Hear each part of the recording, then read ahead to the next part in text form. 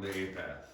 We are a LGBTQIAA plus non-religious spiritual collective for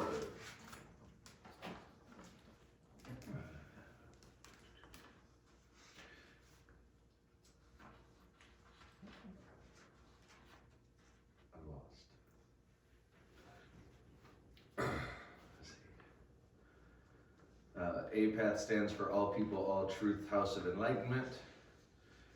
Our website is apathoe.com, which is where you can donate if you are willing and able.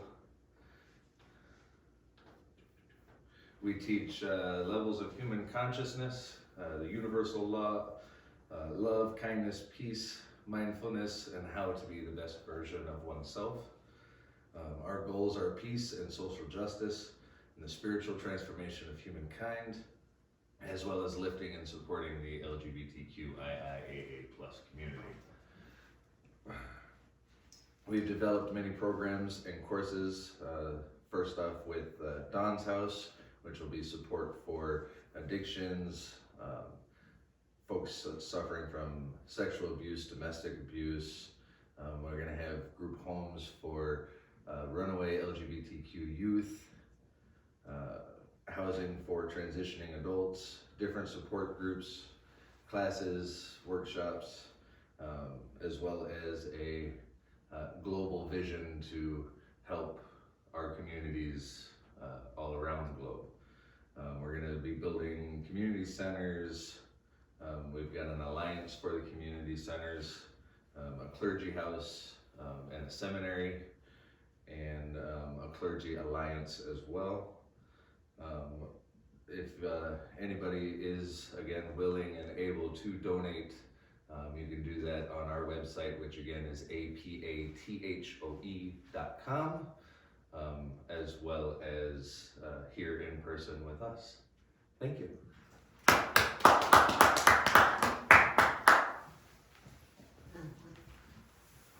Hello everyone. At this time, we are going to do our grounding meditation. You could stand with me or you can stay sitting, whatever you're comfortable with. And I would like you to close your eyes. Take a nice deep breath in and let it out. And I would like you to focus your energy down at the base of your spine, which is where our root chakra is. It is red. And just imagine a red sphere turning around and around at that spot. And I would like for you to envision that red sphere shooting roots down your legs, down your thighs, down your calves, the bottom of your feet, down through the bottom of this building. And as these roots hit Mother Earth, I want you to envision them just going every direction. These roots know exactly where they need to go to help ground you and center you. And these roots will reach far and wide to all other beings on this planet. They will connect you to all the beings so that we will be connected as one. Just let that happen.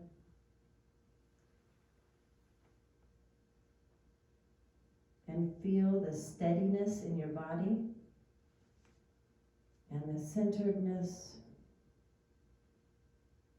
and the steadiness. Take a nice deep breath in and let it go.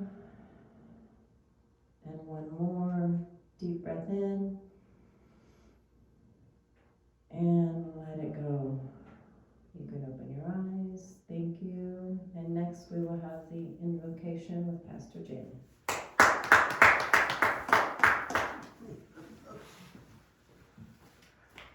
Hello, APATH. I'm so grateful that you're here again this week. both in person and online. So thank you for joining us again, as always. This is the time in our service where we call upon the source of all that is and our own energy here in person and online to send love and energy, healing to everyone we know first.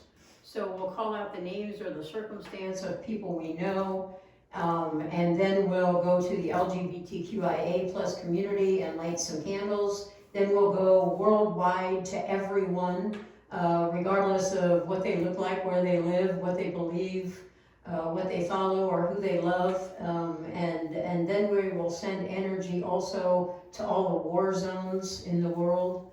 And we, of course, will light candles for love and peace as well. So then at the end of the invocation, we will drum.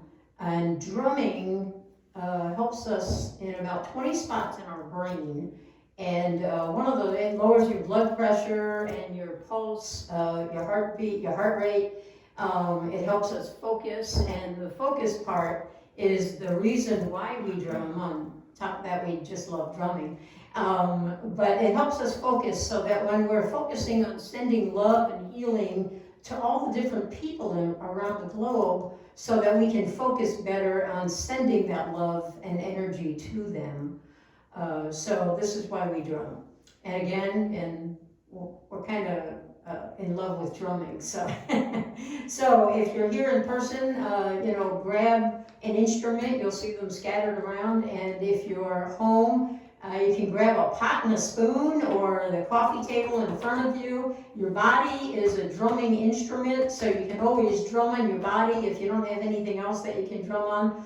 But whatever you have, and of course you can always use a drum if you have one handy. But whatever you have, just tap that beat out with us. That beat will all come together, I promise. We all start out and we're all doing our own thing in our minds, and then pretty soon it all comes together and makes beautiful music. And it's all very much in unison, and as we're sending love and healing energy to around the world. So I will start first with the people that I know. So first, please help me send love and healing to my daughters, Dawn and Julie, and my grandchildren and my great-grandchildren, and my brother Charlie and his wife and his children, and their children, and then also to those people in my family that have passed on before today, my parents and my grandparents and my aunts and uncles. They're all gone. I'm actually the matriarch of the family. That makes me really old. And all the people that I know around the world, I have built many relationships throughout my many years of life, and some of them I've fallen out of contact with, but that doesn't mean they're not still in my heart. So please join me in sending love and energy healing to everyone that I know, no matter where they are. And now, in turn, if you'll all call out your people or their circumstance, either way, then we'll include them. And if you're online, you can text it on over, and we'll include them as well. And if you watch this later on demand, you can still send it over to us. We'll include it next week. So let's begin. Dominic and Stevie. For Dominic and Stevie. For my daughter Elena and my roommate Nick, who's currently battling food poisoning. Oh my, for Elena and Nick, who is currently battling food poisoning. Poor baby. Give him a hug for me. I'll do my best. Okay. Anyone else?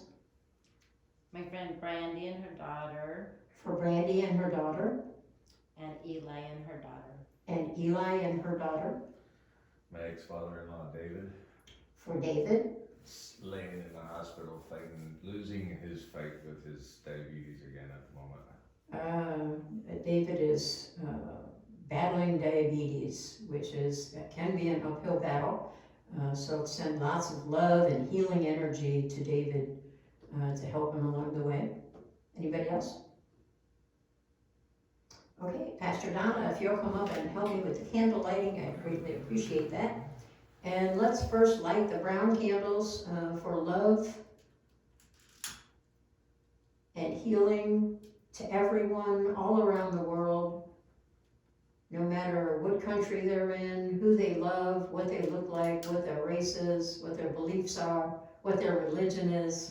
It doesn't matter. All people, we're all one and the same, and we all belong to the universal law of one, which is a group that all of the energy from all the people that have ever lived, all the people that are living, and all the people that will ever live, we're all connected in this field of energy, and it doesn't matter who we are and what we look like or where we come from.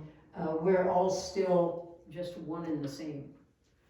And now for the LGBTQIA plus candles to all the lesbians around the world and to all the gay men and all the bisexual siblings and our transgender siblings and our queer and questioning siblings and our intersectional and intersex siblings, and our angel allies who, without our allies, I don't know where we would be. Our allies are part of our community as well. So if you're not an ally, you're probably not watching today. So you're probably doing something else. But if you are, thank you for all your love and support. We can't exist without you. And moving on now to our global love and healing energies to everyone in the world. And also the purple candles for the war zones for Gaza and Israel and Russia and Ukraine, and one for all the hostages that still remain in captivity. And now, let us drum.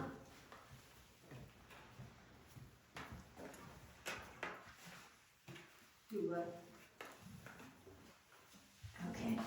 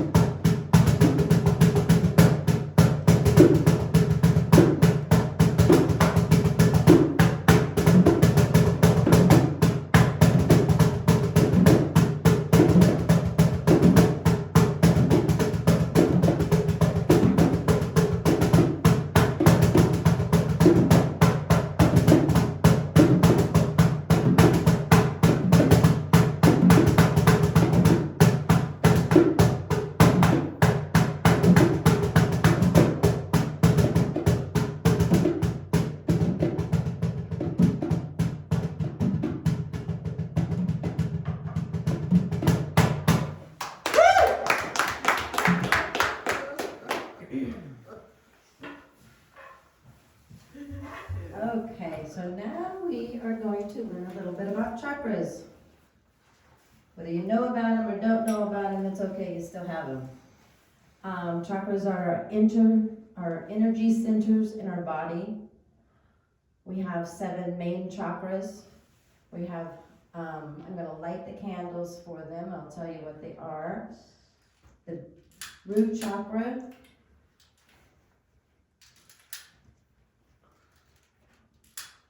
the sacral chakra,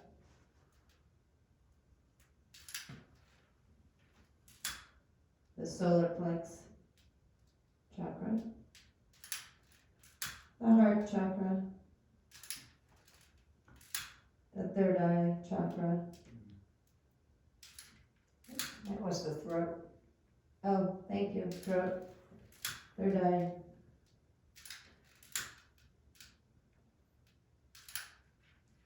And the crown. And the crown. Thank you. Anyway, so our chakras are our energy center. The 7 ones are not the only ones we have, but they're our main ones. The one down here that is at our root chakra, base of your spine.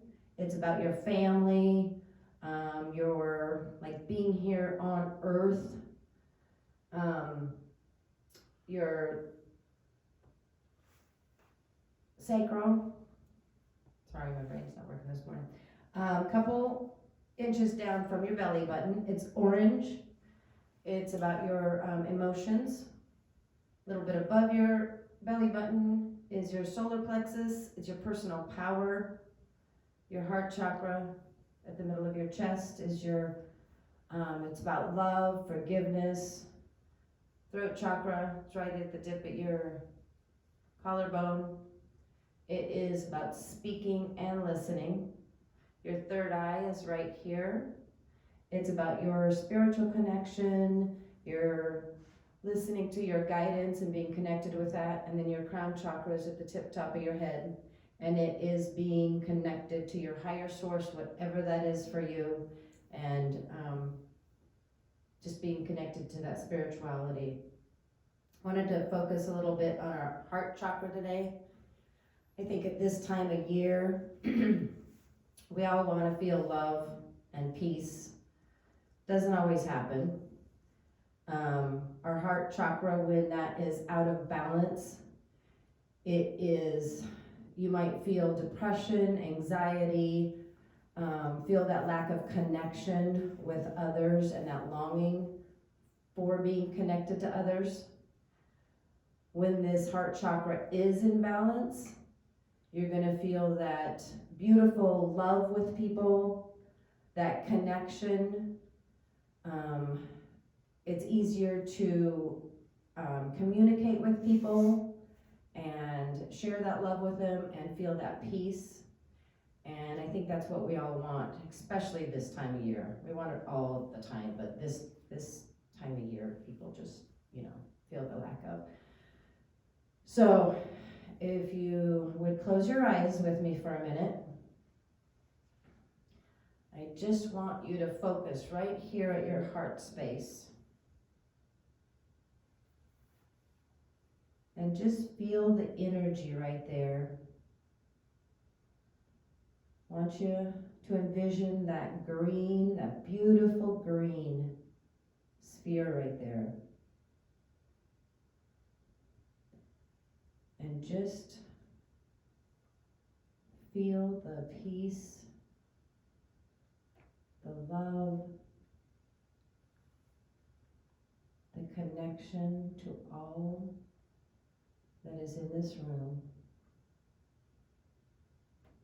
And then just envision the connection to every other being on this planet.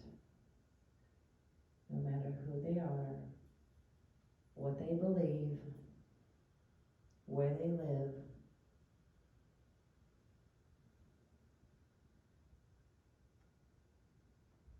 Just feel that. Take a nice deep breath in and exhale it out. You can open your eyes. Thank you. And we have level up with Pastor John.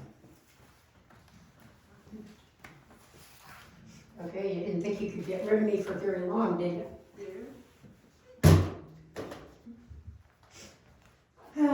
So this is the time in our service where I give you words of wisdom, so I hope I'm very wisdomist today.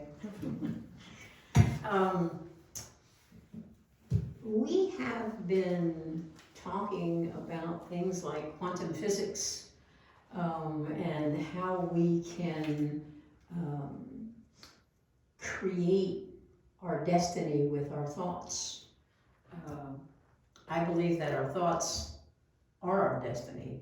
Everything that happens in our life starts with a thought and then turns to an idea, turns to an experience, turns to a feeling, an emotion, and the more we think about it, the more we think about it, and the more it comes true in our life. So, for many, many years, this has been called religion or spirituality. And it was all kind of hokey pokey and wooey, and but the truth of the matter is that modern science today, quantum physics for one, says exactly that we can control the things in our life based on our thoughts. And that, as we talked about last week, that when we set a mindful intention about our thoughts, and we use those thoughts, and we add a strong emotion to it, like joy, happiness, gratitude, when we add that to those thoughts and we continue to rehearse those thoughts will navigate in our life and actually create what we want in our body. With healing, that's self-healing. We can create the life that we want. We can grow up and be an engineer, or a doctor, lawyer, Indian chief, or we can self-heal. And quantum physics proves this over and over and over again. That's what quantum physics is all about. So today I want to take a step further and talk about neuroscience and how neuroscience is connected with quantum physics and with what happens in our life. What we think about becomes what we see in our life. It materializes in our life because it's what we're focused on. So neuroscience is the study of how our brain and our nervous system impact or affect the things that happen in our life, our thoughts, our experiences, our behaviors, the patterns that we develop that we call habits. All of these things start neurologically because of everything we've experienced in the past and everything we think we might experience in the future. We take those things and we're focused on those, and we actually think 60 to 70,000 thoughts every single day, all humans. So long as you have a normal functioning brain, whatever normal means. So 60 or 70,000 thoughts a day. And the sad part about it is most of those thoughts are the same thoughts we had yesterday and the day before and the day before and the day before. And for as long as we can remember, the majority of those thoughts are not new. We've already had them a whole bunch of times before. So when we're thinking the same old things every day, we're creating the same old experiences. You get up in the morning, you go flip on your coffee pot, you grab your coffee, you sit down, you read the newspaper, or you get on your phone or your device and look at the news, check everything out, make sure everybody's still alive and well and the world is still ticking. And then, you probably get in the shower, you get dressed, you go off to whatever you're going to do today, whether it's your job or perhaps you're retired and you're going to go walk your dog and visit some friends and hang out and go volunteer. Whatever you're going to do today is likely the same thing you did yesterday and the day before and the day before and the day before and the day before. And some people call this a rut. because we're just doing the same thing over and over and over again, and we'd really like to do this one thing, we'd like this one thing to happen, but we don't change anything. We don't change our thoughts, we don't change our behaviors or our experiences, and therefore we're just gonna keep doing the same old thing every single day, because we're not making any change. So I think I said last week that change is the biggest thing that we have to focus on. We have to say change, change, change, change little things. I used the example last week of, if you're one of those people that you go potty and you stick your fingers under the water and give them a quick rinse and run out of the bathroom, then stop where you are. Pick up that bar of soap, lather up real good, spend at least 30 seconds, get a nail brush, scrub up your nails, start cleansing your hands, really cleaning them. And make that a spiritual, mental task so that you're cleaning out whatever is in your body or in your mind that you don't want there. Toxins, bacterias, if you're sick, if you have an ailment, if you're aging, if you want to be a ballerina but you're really an engineer, whatever it is that you want to get rid of out of your body and out of your mind, think about those things as you're washing your hands every time you go to the bathroom. That will help you to focus. If your hand washing becomes the time where you're purging things that you don't want anymore. This is the first step of changing what we want to see in our life. So in order to change the outcome of our days and our life, we have to change what we think, what we say, what we do. That will change our experience, that will change our reality overall. So I want to talk for a minute about the anatomy of our brain. I hear all the time that people say, yeah, I know meditation and the power of positive thinking and mind over matter, yeah, I know, and that's probably all true, but it just doesn't work for me. Well, there's a reason for that, and the first reason is that you think it doesn't work for you, so it's not gonna, because you have that mental block there. So how can you break out of that pattern and use these tools to help you in your life?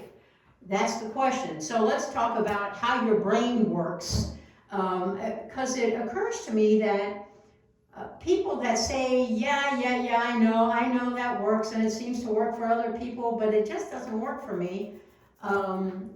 Maybe those people don't know how their brain works and doesn't know how all this comes into play, and they think it's that ooey, religious or spiritual thing that for so many years we thought it was. The whole world thought it was. And now science has come into play and said, yeah, it's not a wooey thing at all. It's not about religion and it's not about spirituality. It's just the truth of what our human bodies are capable of. With, very perfect design, we were created, and our bodies and our minds are so capable of achieving whatever it is that we want to achieve. If you had a mother like I had a mother, she probably told you every day that you can be whatever you want to be.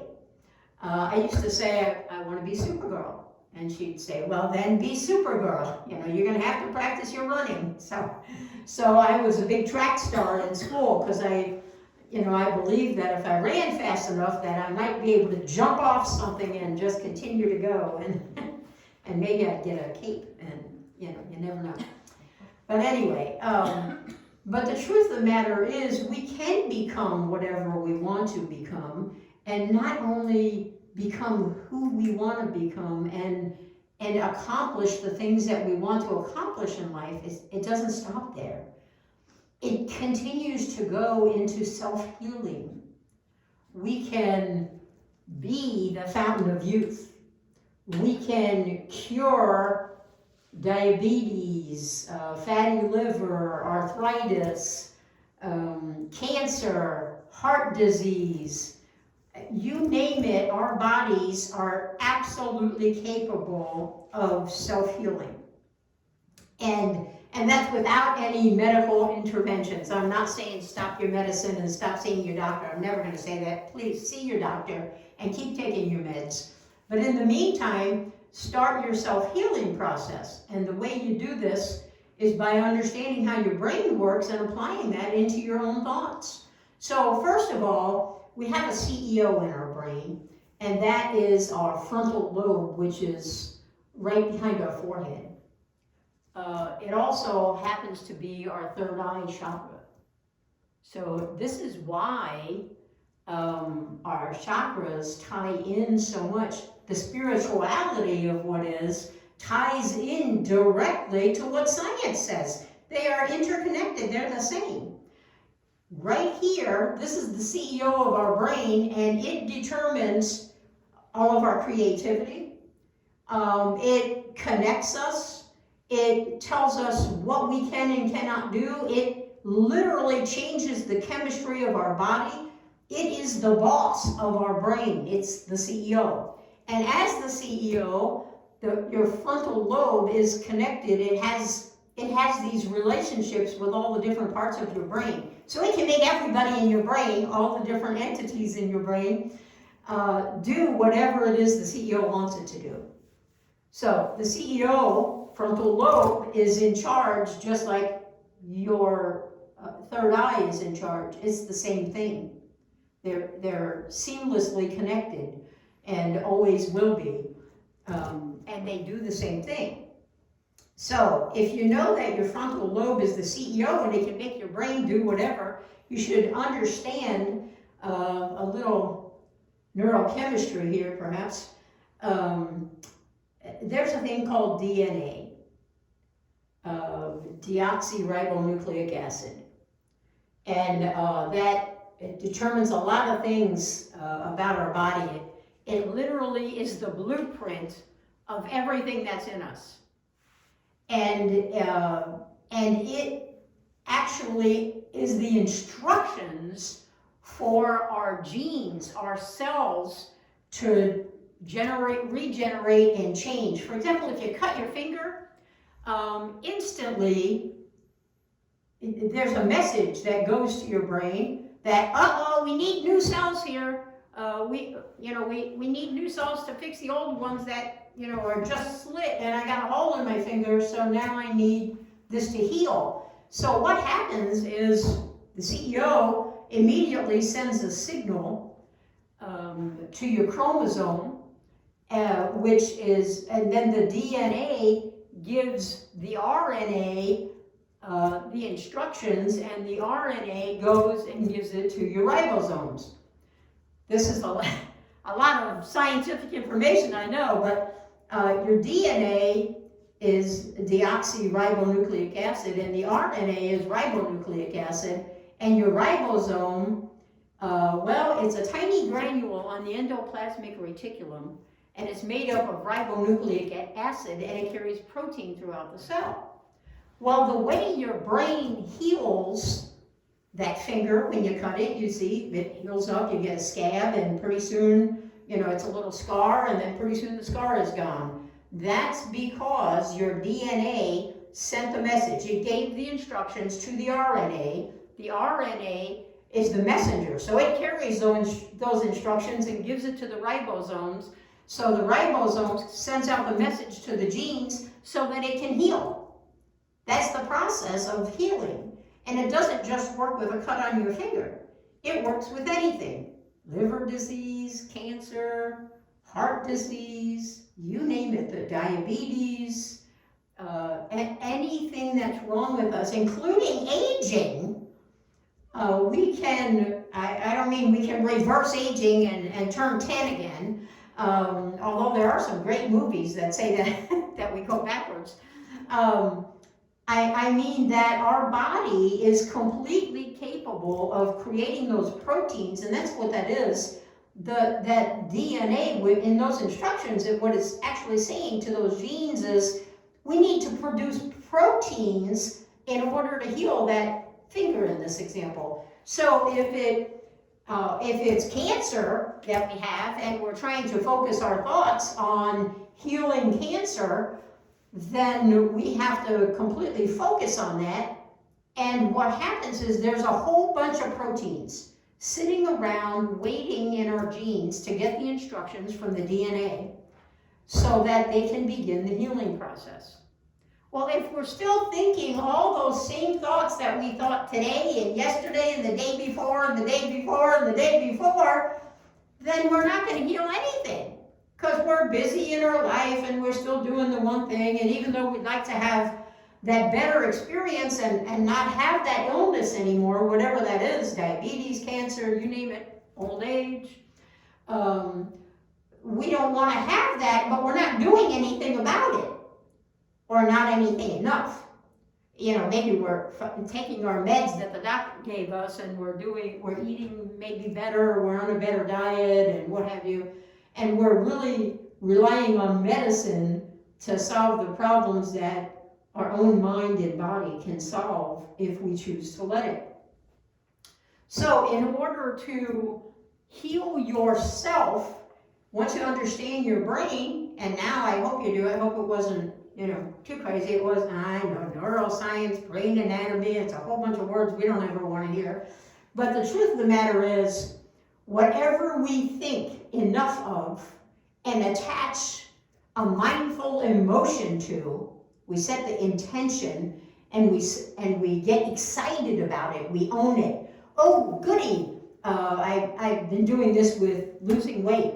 I've lost 83 pounds. Well, that took me 2 years, but the last 50 I lost in the last 6 months. So it took me, a year and a half to lose that first 30 pounds. And then since then, I got a much better handle on it of a number of things. Yeah, I got some medicine from the doctor, but I changed everything about how I eat and how I exercise and what I think every day. And I got excited about it because I was fat. I didn't want to be fat anymore. I was being unhealthy. So I wanted to fix myself. I want to live longer. I don't want to, drag my family and my wife through, the heartache of, watching me get ill and die off. So I wanted to be healthy for myself and for everybody else that I know and love. My work's not done here yet either. So I have a lot of reasons to get better and be a better version of myself, and that started with my own health. So I have been, trying to get to the point where I can run faster and jump higher, and I was walking on a cane for 3 years. And now I can jump up and down if I want to. I can do whatever I want. I'm feeling much better. It's not perfect yet. I'm still trying to develop muscle and get rid of the saggy skin. But the truth of the matter is I have that mindset, and every day I do what we call mental rehearsal, commonly known as creative visualization. In the world of meditation, we call it creative visualization, which I have been a fan of. I can't remember when I wasn't a fan of creative visualization. I tend to practice everything in my mind over and over and over again before I go do it. If I have to go have a meeting with whoever, maybe I want someone to donate big funds to our church so that we can move forward and get a permanent building. I will go over and over and over that meeting in my mind and play out all the paths that conversation could take so that I rehearse it ahead of time. And then when I get in that meeting, I'm a whole lot better presenter. I'm prepared for whatever that person might say as an objection or something that I have to overcome in order to get that person on board with me. So and whatever I'm going to do, when I was on that cane for 3 years, I rehearsed over and over and over in my mind being able to walk without that cane, what that would feel like, how I would go about that, because I was like, ow, ow, ow. It was terrible. I have a ripped meniscus in each knee. And so it was terrible to walk anywhere because that thing, it kind of pops out like that, and then you just, cry if you're me. I can't tell you how many days, my wife probably can, that I literally was crying and bent over in pain because I just couldn't take another step. Not today. I did not have the surgery. But the knees are, I believe, healing because of my mental rehearsal, my creative visualization. That's how I lost the weight. That's how I healed my fatty liver. That's why I no longer have diabetes. That's why my cholesterol and triglycerides are all normal levels now instead of going crazy. So all of that stuff has fixed itself.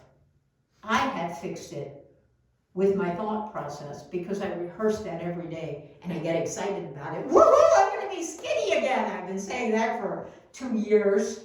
I didn't think it was possible. After I gained the weight, it's so easy to put it on, so hard to take it off. I didn't think I'd ever see skinny pants again. But the truth of the matter is, I have had to get rid of all my bigger clothes, and I haven't been able to keep myself in clothes. I constantly have to buy more clothes and more clothes as I shrink down. That's not a bad thing, because I'm getting so much healthier, and I look better, and I feel better, and I can actually jump up and down now, and instead of just thinking about it in my mind. So I am living, breathing proof that this happens, but I'm not the only one. This is science. This is absolute science, neuroscience, quantum physics, brain anatomy. These are the studies that scientists have studied and have come up with how this works. Well, for a long time before science got on board, we were saying, oh, if you meditate and you do creative visualization, somehow the universe conspires with you and you accomplish what you want to accomplish. The universe does conspire with you. You attract that energy. Whatever you're thinking and saying and doing, you're going to attract the like energy to you, and you're going to be much more powerful than if you were doing it on your own. But you have the ability to heal yourself, to decide who you want to be, what you want to be capable of, what you want to look like, what you want to feel like, how you'd like to be healed, what you'd like to do in your life, and you can actually do it. So when our mothers told us many years ago, you can be whoever you want to be. You can accomplish whatever you want to accomplish. I'm not at all sure they knew what they were talking about, but they knew it was a thing because they kept saying it all the time. And maybe it was just an empowering thing that mothers said to their children, because that's their job. But I don't think so. There's more to it than that. I grew up knowing that I could do and be and say whatever it is that I wanted. And so this became the study of my life, to figure out how exactly there was a thing called mind over matter. And this is what it is. Our thoughts create our destiny. Our thoughts create our experience, which creates our behavior and our habits. It's what we start doing, and we can do the same thing today that we did yesterday and the day before and the day before and the day before, or we can change our thoughts, and we can rearrange. And what happens as soon as we think something different than we did yesterday and all the other days. For example, I don't want to have diabetes anymore. So when I started thinking about getting rid of that diabetes, what would it be like if I didn't have it anymore? As soon as you start asking yourself those questions, your CEO in your frontal lobe kicks into gear and says, okay, we got new stuff going on here. We need some new genes. We need some new things so that we can do this. And the first thing you know, you get excited about it. You have questions about what's that going to feel like? And I wonder what I can do once I mend my knees. Will I be able to walk again without a cane? Will I be able to run? Will I be able to get up out of the chair without saying, ow, ow, ow, ow, ow, like I did for so long? You know, our brain kicks in, our CEO starts making us wonder these things and ask these questions, and as soon as we have those thoughts, the CEO makes everything kick into play. And the next thing you know, we're starting to heal. So we have to keep it up. We have to do it all day, every day. Write it on your mirror. My knees are healed. My cancer is healed. My diabetes is gone. Whatever that is that you want to fix, I'm not aging quickly. I am younger than I look. You have to write these things down. You have to say them to yourself over and over again, and your body and your mind will kick in and make these things happen. It's science. It's not just religion or spirituality. It's actual science. The proof is in the science, right? I believe in science. And I'm so glad that science now believes in us. That what we've been saying for hundreds of years, what most of the religious books say in the books, if you study them hard enough, you'll find things in them about self-healing, how this can happen. A lot of scriptures, and it's not just in Christianity, it's in every religion, are these common threads for how you can heal yourself and how your brain and your body work in unison to give you exactly what you want in your life, whether that's good health or you can grow up and be whoever you want to be. You can do whatever you want to do. You can accomplish whatever you want to accomplish. It's the science of our brain and our body combined. All we have to do is start changing our thoughts and thinking the thoughts that will create the change, so that our CEO in our frontal lobe kicks into gear and sends that DNA over to the RNA as the messenger over to the ribosomes, so that what happens? The healing begins. And you can do that. You can do it today. You can also create the life that you want to create in the same fashion by thinking it so and mental rehearsing it day upon day. People have completely healed themselves from being injured in auto accidents or skiing accidents. Doctors said they wouldn't walk ever again, and yet here they are. They are walking, and it wasn't medical treatment that did it. Tiger Woods and anyway, Tiger Woods is, Michael Jordan, he's another one very famous for creative visualization. Tiger Woods, they rehearse everything mentally.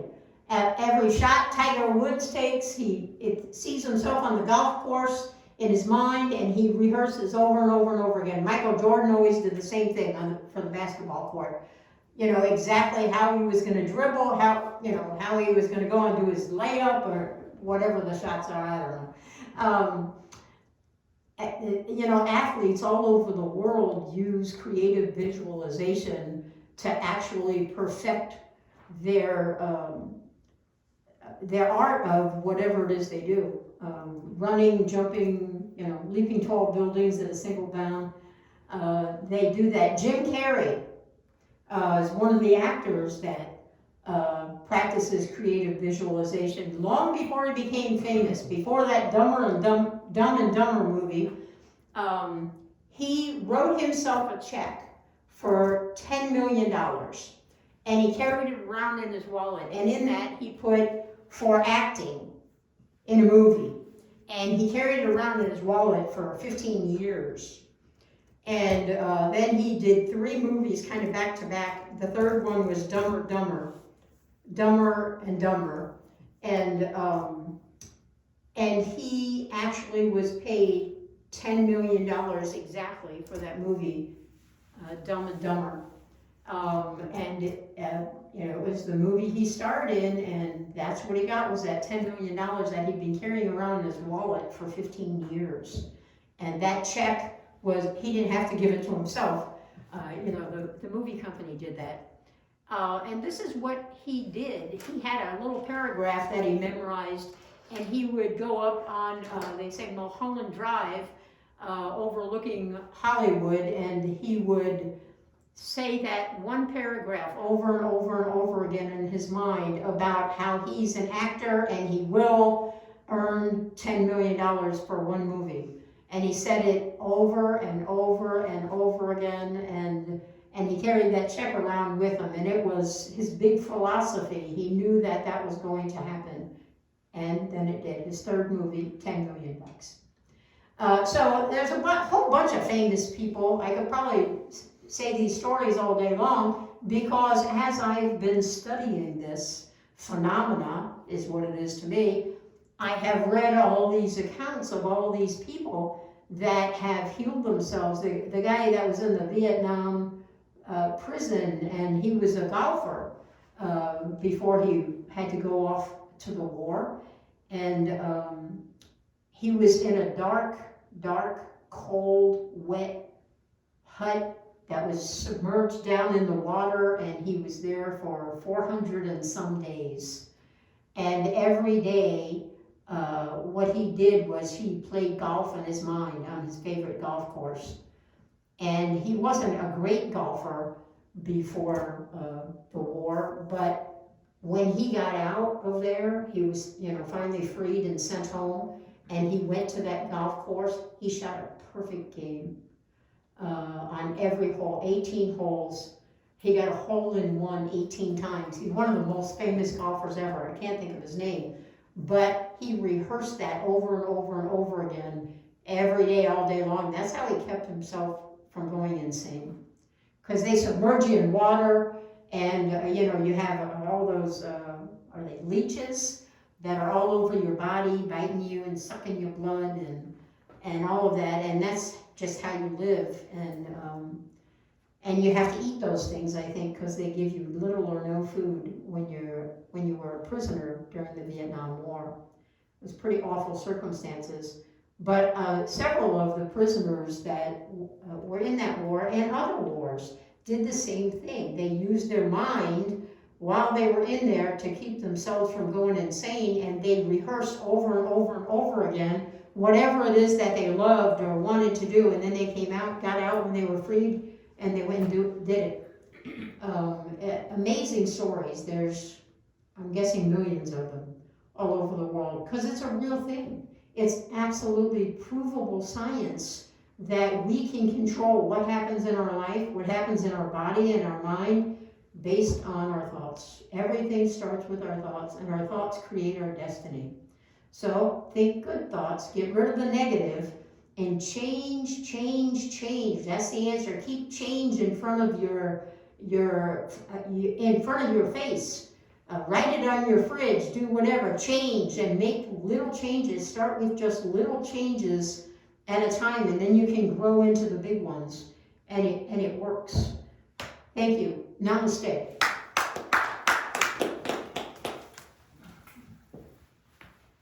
Okay, let's have a little meditation here. Close your eyes, just relax in your chair. Take a nice deep breath in, and let it go. I want you to take a moment to think about what you would like to change in your life. Think about it.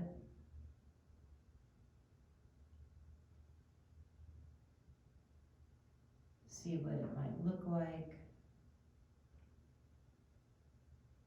Envision what the change will be in your life, the benefits of it.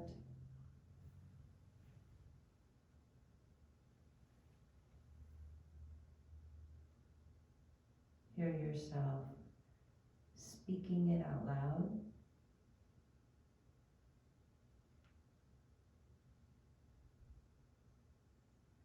And just see what it looks like.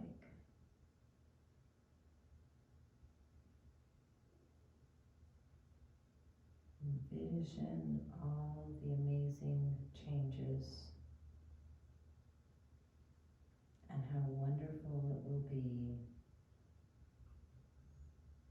when it's your reality. Just focus on that for a minute.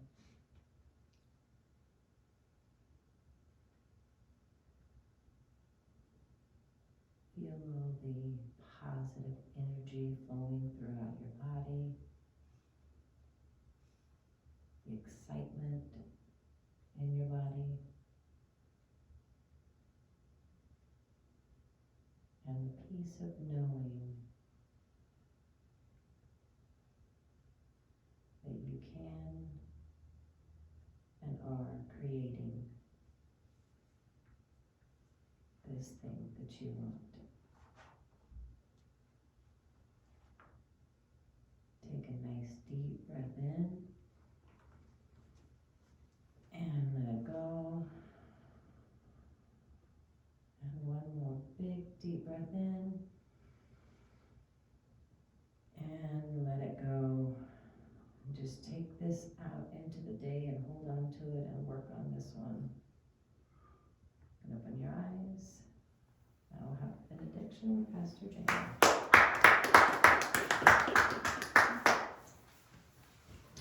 Okay, if you'll all please rise and repeat after me.